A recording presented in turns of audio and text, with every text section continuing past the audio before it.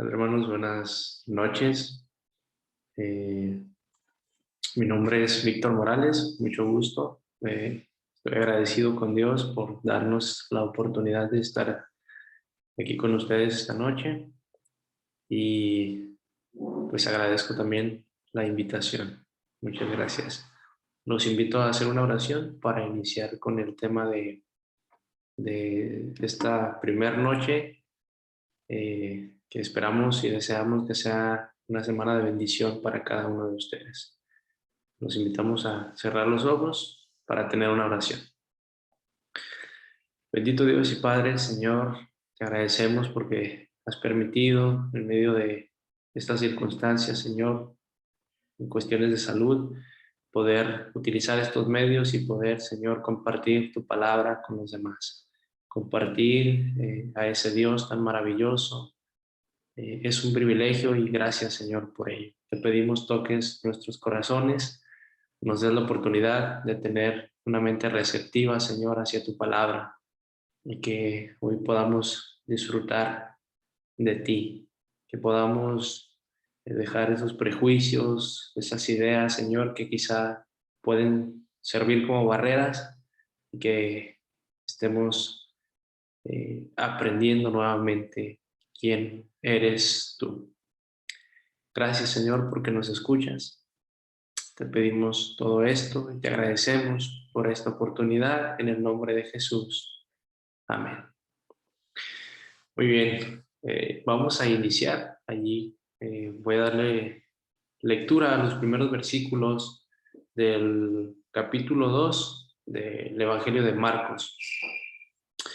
Dice allí: entró Jesús otra vez en Capernaum después de algunos días. Perdón. Y se oyó que estaba en casa. E inmediatamente, dice allí, se juntaron muchos de manera que ya no cabían ni aún a la puerta. Y Jesús les predicaba la palabra. Qué bonitas palabras. Capernaum era una ciudad que quedaba aproximadamente al noreste del mar de Galilea. Era una ciudad que sirvió como escenario para muchos milagros en la vida de Jesús, en el ministerio de Jesús. Capernaum era una ciudad en donde podría ser que existía una aduana y centros de impuestos. Probablemente también estaba un destacamento de soldados romanos, de los cuales uno de ellos edificó allí una sinagoga para los judíos. Una ciudad importante, una ciudad que para Jesús era su casa, una ciudad en donde un siervo de un centurión precisamente fue sanado por Jesús, una ciudad que fue testiga de grandes, grandes milagros, una ciudad que pudo sostener en su tierra a ese Dios hecho carne que es Jesucristo mismo. Una ciudad eh, que fue un centro de gran importancia, una ciudad que fue de bendición para muchas personas, una ciudad que después de que rechazaron a Jesús en Nazaret, eh, fue una ciudad que al principio lo aceptó y lo arropó. Y ahí se lee en el versículo 1, se oyó que Jesús estaba en casa cuando llega a la ciudad. Una ciudad en donde también la casa de sus amigos, de Jesús, de Pedro, de Andrés, se encontraba en ese lugar. Sin embargo, a pesar de que en ese momento era una ciudad importante, también fue una ciudad un tanto incrédula, impenitente, dura de corazón por la gente que tenía en ese momento. Eh, Cuando Jesús termina su ministerio, esta ciudad termina su importancia y parece que desapareciera de la historia. Sin embargo, los escritos aquí nos ayudan a recordar no solamente esa ciudad, sino lo que pasó en esa ciudad, quién estuvo en esa ciudad llamada Capernaum. Quiero compartir con ustedes el versículo siguiente, el 3 y el 4, que dice así: entonces vinieron a Jesús unos trayendo un paralítico que era cargado por 4. Y como no podía acercarse a él, a causa de la multitud, descubrieron el techo de donde estaba y haciendo una abertura, bajaron el lecho, en que yacía el paralítico. Según los historiadores, los eruditos, parece ser que este paralítico sufría de una parálisis eh, que se llama o que se considera de evolución crónica. Es una parálisis que tiene una causa neurológica en la cual hace que se deformen los huesos de la cara y los tejidos musculares de la cara, la cual requiere una intervención quirúrgica. Si no se atiende o si no se da esta intervención quirúrgica en la persona que padece, esta parálisis, la parálisis, como es evolutiva, va avanzando, puede llegar a afectar todo el cuerpo. De tal manera que 4 personas, 4 hombres tuvieron que ayudar a este paralítico porque ya tenía tiempo que sufría de esta enfermedad. Viene al techo y entonces se encuentran una manera de acercarse a Jesús. Era difícil tener esta enfermedad. Era una enfermedad que adolecía, la falta de movilidad, que quitaba sensibilidad al cuerpo, que deformaba tu aspecto físico, una enfermedad que puede funcionar como el pecado. Déjame decirte, querido amigo, que el pecado pareciera ser una parálisis de evolución crónica. Cuando el pecado está controlando tu vida, cuando el pecado está dentro de tu vida, que empieza precisamente por algo neurológico, por tu pensamiento, por tu mentalidad, por tu racionalidad, el pecado empieza a evolucionar en tu vida, en tu persona, y te va degradando. Va lastimando tus emociones, va alterando tus sentimientos, va alterando tus pensamientos, va deformando esos pensamientos, te va deformando, te va degradando como persona, te va haciendo una persona totalmente diferente, una persona que piensa mal, una persona que ataca, una persona que se duele, una persona que se queja, una persona que hiere, una persona que siempre incluso busca culpar a los demás. Cuando el pecado toca tu vida, cuando el pecado está allí latente en tu vida, te hace perder la esperanza en Dios. Cuando el pecado está allí latente en tu vida, crea en ti, en tu mentalidad, en tus sentimientos, en toda tu persona, la idea y el sentimiento de que no puedes ser perdonado. Por más que trates de hacer, el pecado te dice, nadie te puede perdonar. Tú no mereces ser perdonado. Tú no tienes perdón de Dios. Y cuando vivimos bajo esa ideología, querido amigo, es fácil decepcionarnos, es fácil lamentarnos, es fácil vivir una vida quizás hasta en depresión, es fácil vivir una vida en donde no estés conforme contigo mismo ni con nadie a tu alrededor. Es difícil porque el pecado te degrada, el pecado va haciendo que pierdas tu razón, haciendo que pierdas tu físico, haciendo que pierdas a tu familia, a la persona que amas, a tus seres queridos, a tus hijos. El pecado va haciendo que pierdas lo bueno que hay en tu personalidad. El pecado te degrada tanto que dejas de valorar todo lo que es bueno en tu vida. dejas de ver aquellos detalles maravillosos que Dios da, que Dios pone en tu vida. El pecado hace eso contigo. Y este hombre, el paralítico, se creía en aquel entonces que cuando una persona tenía una enfermedad de este tipo, era porque había cometido un pecado, era porque vivía en pecado. Y entonces la sociedad lo rechazaba, lo aislaba, la sociedad lo repudiaba, lo señalaba, lo criticaba. Era alguien que no tenía para él la vida, un sentido de vivir. Para él ya no había un propósito, para él ya no había un objetivo, ya no había una meta, para él ya todo estaba perdido. Pero cuando viene y escucha las palabras de Jesús, cuando viene y ve que Jesús está sanando, que está ayudando, que está haciendo diferentes cosas, que realmente está supliendo las necesidades de otras personas que parecían estar perdidos, que parecían no merecer perdón, Jesús viene y te da perdón. Jesús es tu esperanza porque Él te perdona hoy. No importa lo que hayas hecho, no importa lo que hayas pensado, no importa cuán malo llegaste a ser o cuán malo sigue siendo, no importa. Dios te perdona.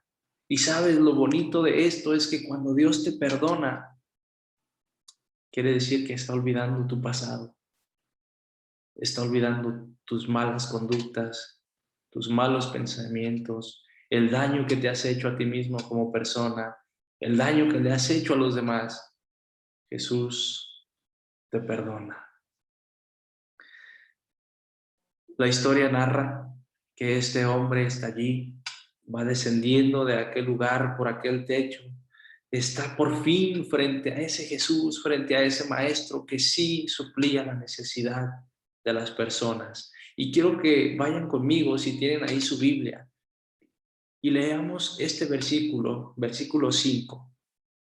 Dice, al ver Jesús la fe de ellos, dijo al paralítico, hijo, tus pecados te son perdonados. ¿Sabes qué es lo más bonito de Dios en la persona de Cristo cuando te perdona? Que no te pide obras, porque si te pidiera obras, entonces el perdón tendrías que merecerlo.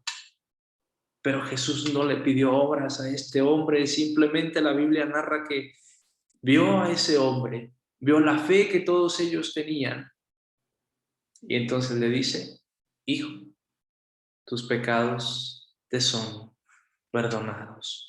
Lo maravilloso de Jesús cuando se enfrentaba a una persona y veía la situación, Jesús tenía una visión maravillosa, Jesús tiene una visión poderosa y entonces se da cuenta que su principal enfermedad de este hombre no es su parálisis,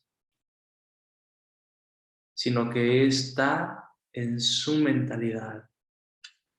Su necesidad es el perdón, porque ha sido criticado, porque ha sido rechazado, ha sido juzgado, ha sido olvidado, le han quitado valor a su persona. Y Jesús ve que su mayor necesidad es que alguien lo ve diferente, que alguien puede perdonarlo. ¿Sabes por qué? Porque Jesús no juzga tus maldades. Jesús no señala tus errores para avergonzarte. Jesús no critica tu vida, no critica tus decisiones. Jesús no te exhibe delante de los demás. Jesús no te rechaza, no te aísla. Jesús solo te pide que tengas fe. Y cuando Jesús te pide que tengas fe, Él te está diciendo que quiere que creas que Él puede perdonarte. Si tú crees que Jesús puede perdonarte, entonces vas a obtener ese perdón. Solamente te pide fe. Llega este hombre con sus amigos, dispuesto, creyendo firmemente que Jesús iba a solucionar su problema, que Jesús iba a suplir su necesidad. Y cuando está ahí a los pies del maestro, este hombre se da cuenta que es cierto, siente una presencia diferente, siente un ambiente totalmente distinto porque no lo han criticado, porque no lo han rechazado, porque no le han hecho cara fea a este hombre, porque está sucediendo algo diferente, porque cuando la gente lo veía se burlaba, porque cuando la gente lo veía le hacían el desprecio, lo despreciaban. Y cuando está frente a Jesús, Jesús solamente lo mira, ve su necesidad, ve tu necesidad, la necesidad de que quieres estar bien con tu familia, ve la necesidad de que quieres, de que tienes que ser perdonado, de que necesitas sentirte perdonado, ve tu necesidad como hijo, como padre, como hermano, ve tu necesidad como una persona que quiere cambiar, que quiere seguir adelante. Cuando este hombre siente la mirada de Jesús, escucha las palabras, y las palabras que Jesús dice son extremadamente maravillosas, porque cuando Jesús inicia a hablar, lo primero que les dice es, hijo. Qué maravillosa palabra. Porque cuando Jesús te dice a ti, hijo, quiere decir que te ha aceptado, no como una sociedad, no te ha aceptado como parte de la sociedad, no te ha aceptado simplemente como una persona, no te acepta simplemente por ser un humano, no te acepta simplemente porque fuiste hasta ahí y no le queda de otra. Jesús, cuando menciona a este hombre y le dice, hijo, lo está aceptando como parte de los que pertenecen a Dios. Cuando Jesús te perdona, no solamente te perdona, no solamente olvida lo que has hecho, no solamente no te juzga, sino que te está aceptando como su hijo preferido.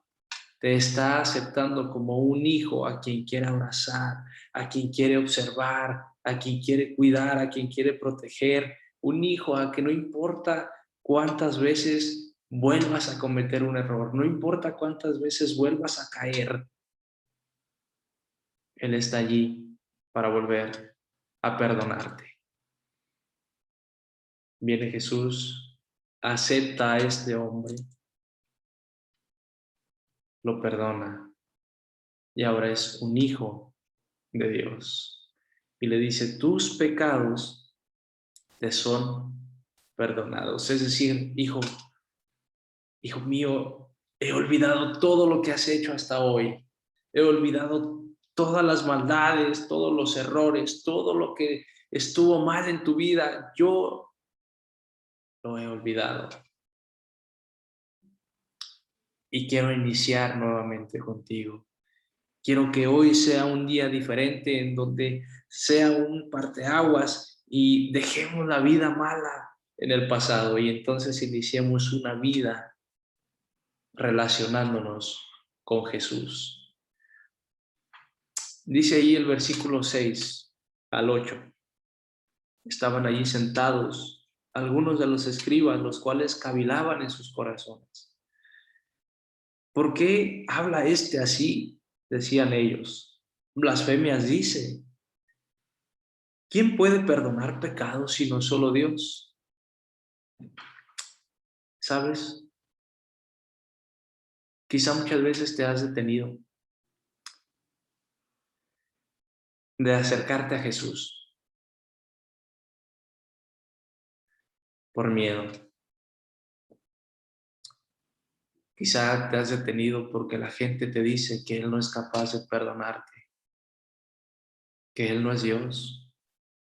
Quizá no quieres aceptar que crees en Jesús porque tienes miedo al qué dirá la sociedad, a cómo te van a empezar a tratar tus amigos, ¿A qué van a decir las redes sociales de ti si ahora dices que eres un cristiano?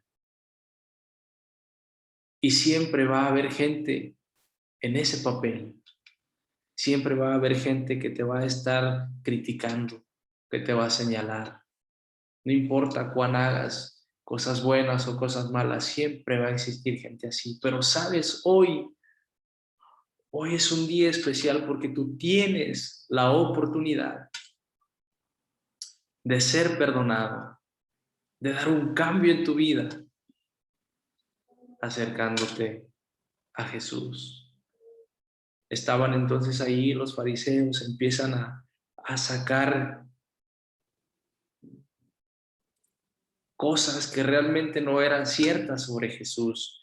Y entonces dice ahí, solamente Dios puede perdonar pecados. ¿Quién se cree esta persona para perdonar los pecados a este hombre? Y Jesús, paciente, Jesús, atento a quien realmente quería y necesitaba ese perdón, escuchando a aquellos hombres, solamente empieza a decir el versículo 7. ¿Por qué habla el versículo 8? Y conociendo luego Jesús en su espíritu que cavilaban de esta manera dentro de sí, les dijo, ¿por qué piensan así en sus corazones? ¿Qué es más fácil? Dice Cristo. ¿Decirle al paralítico tus pecados te son perdonados? ¿O decirle, levántate, toma tu lecho y anda? Jesús había perdonado a este hombre, había restaurado su necesidad, había limpiado, había suplido la necesidad de perdón. Pero este hombre seguía allí, tirado, deformado, seguía allí esperando que Jesús completara ese milagro tan maravilloso. Y entonces Jesús primero perdona los pecados de este hombre, espera qué va a suceder a su alrededor, se da cuenta que la gente empieza a pensar mal de él y ahora los empieza a enfrentar y los empieza a cuestionar y les dice, ¿qué es más fácil? Decirle a este hombre, tus pecados te son perdonados, o levántate, toma tu lecho y anda. Y entonces dice allí el versículo 10, pues para que sepan que el Hijo del Hombre, es decir, que Jesús mismo tiene autoridad, tiene potestad en la tierra para perdonar pecados, voltea y se dirige al paralítico deformado, tirado, le dice, a ti te digo, levántate, toma tu lecho y anda. Jesús es maravilloso. Jesús es un hombre prudente, Jesús es un hombre que tiene autoridad de perdonarte, de limpiarte, de olvidar, de borrar quizá tus errores, de no tenerlos presente y quiere invitarte a que tú dejes de martirizarte, de lastimarte con esos pensamientos negativos, con esos pensamientos que te dicen, tú cometiste este error, tú lastimaste a esta persona, Él te dice, olvídalo. Pon una marca en donde aquí quede olvidado tu pasado e inicies una nueva vida como una persona perdonada, restaurada. Cuando Jesús le dice al paralítico, toma tu lecho y anda, este hombre lleno de fe, ahora sintiéndose perdonado, ahora experimentando una sensación, un sentimiento, una emoción de alguien que es perdonado, ya no sentía sus cargas, ya no sentía ese peso tan fuerte encima. Dice el versículo 12. Entonces el paralítico se levantó. Enseguida, dice él, y tomando su lecho, salió delante de todos, de manera que todos se asombraron y glorificaron a Dios, diciendo, nunca hemos visto tal cosa. Cuando este paralítico llegó con Jesús, tuvo un encuentro personal con Él, su vida a partir de ahí fue diferente. Y yo deseo que tú hagas lo mismo. Esta noche yo deseo que tú tengas ese encuentro personal con Dios. Él anhela, Él desea. Jesús está ahí dispuesto ya a perdonarte. Solo acéptalo, solo confía en Él y tu vida va a cambiar, tu vida va a ser diferente. Este hombre se levanta, toma su lecho, ya ha sido perdonado, ya no es un pecador más, ya la gente no lo va a rechazar, ya la gente no lo va a avergonzar. Y él se queda con esas palabras que Jesús le dice: tus pecados te son perdonados y ahora toma tu lecho, levántate y anda. Él acepta ese cambio de vida, él acepta ese perdón y quiero decirte lo mismo. Acepta el perdón de Dios, acepta una relación con Cristo, acéptalo, porque Él te ama, porque Él te quiere decir hijo, te quiere tratar como a su hijo, te quiere procurar como a su hijo, te quiere dar todo lo que Él tiene para ti como un hijo preciado. Mi deseo es este: Dios te quiere perdonar. Jesús es tu esperanza, porque solamente en la persona de Cristo, porque solamente en Jesús hay perdón para tu vida. Y así como nos perdona a nosotros, así quiere perdonarte a ti. Así como un día perdonó a un paralítico y a muchos más, así quiere perdonarte a ti. Acéptalo y disfruta de cómo se siente ser perdonado. Deseo que Dios te bendiga en esta noche. Deseo que sigas acompañándonos en esta semana, en donde veremos cómo Jesús es nuestra esperanza. Permíteme hacer una oración para terminar con este tema de esta noche. Señor eterno, te agradecemos porque eres bueno con nosotros. Te agradecemos porque mandaste a Jesús a restaurar nuestras vidas, a perdonar nuestros errores, a olvidar todo aquello, Señor, que hemos hecho mal. Gracias porque has mandado a Jesús a suplir nuestras necesidades. Sin duda alguna, Señor, te necesitamos. Ayúdanos a tener valor y a aceptar que necesitamos de tu ayuda, que necesitamos de tu perdón, que necesitamos una guía, y ese es Cristo Jesús, Señor nuestro. Quédate con los corazones de cada persona que están viendo este tema, este mensaje, Señor, que tu palabra nos trae. Danos paz, tranquilidad y esperanza. Gracias, porque Jesús es nuestra esperanza. Y en el nombre de Él oramos. Amén. Amén. Amigos, Dios los bendiga, Dios los cuide, Dios los guarde. Y esperamos que puedan estar toda esta semana con nosotros y que puedan invitar a más gente a escuchar estas palabras de esperanza que Dios tiene a través de la persona de Jesús para cada uno de nosotros. Que Dios nos bendiga en esta noche.